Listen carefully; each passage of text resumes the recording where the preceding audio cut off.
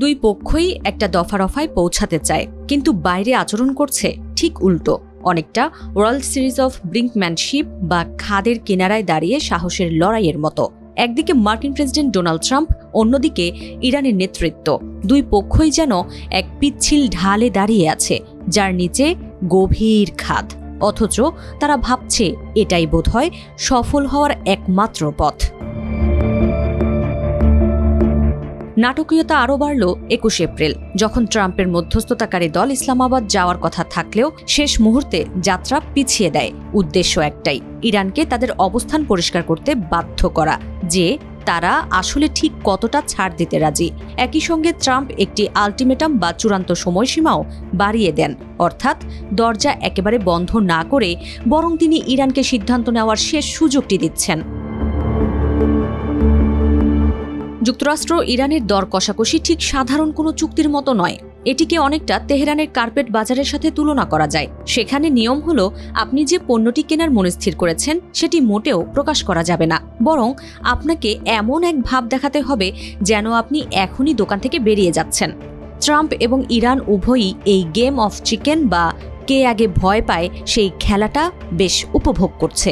দুপক্ষই অর্থনৈতিকভাবে ক্ষতিগ্রস্ত, কিন্তু তারা বুক ফুলিয়ে বলছে এই লড়াই তারা অনির্দিষ্টকাল চালিয়ে যেতে পারবে।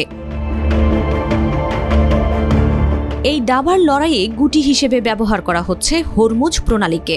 যখনই আলোচনা এক কদম এগোয়, ঠিক তখনই আবার উত্তেজনা বাড়ে। কখনো জাহাজ আটক, কখনো বিমান হামলা, আবার কখনো সমঝোতার ডাক। কৌশলবিদ হারম্যান কান বলেছিলেন, আন্তর্জাতিক সম্পর্ক যখন কিশোরদের জেদ ধরার মতো হয়ে যায় তখন বিপদ বাড়ে। ট্রাম্প হয়তো বিশৃঙ্খলা পছন্দ করে থাকতে পারেন, কারণ তিনি মনে করেন অস্থিতিশীলতাই তার তুরুপের তাস। কিন্তু এই এত হাকডাকের আড়ালে চুক্তিটি কেমন হতে পারে?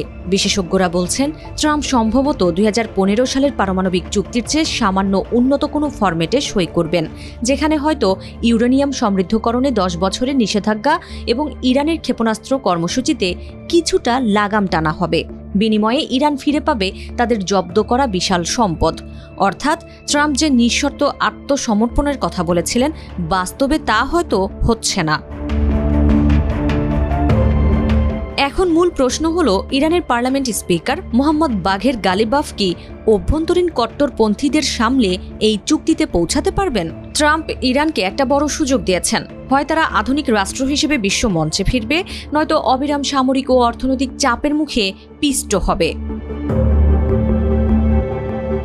শেষে এসে প্রশ্ন একটাই, খাদের কিনারায় এই খেলায় শেষ পর্যন্ত কি শুভবুদ্ধির জয় হবে, নাকি দুই পক্ষই তলিয়ে যাবে অতল গহ্বরে?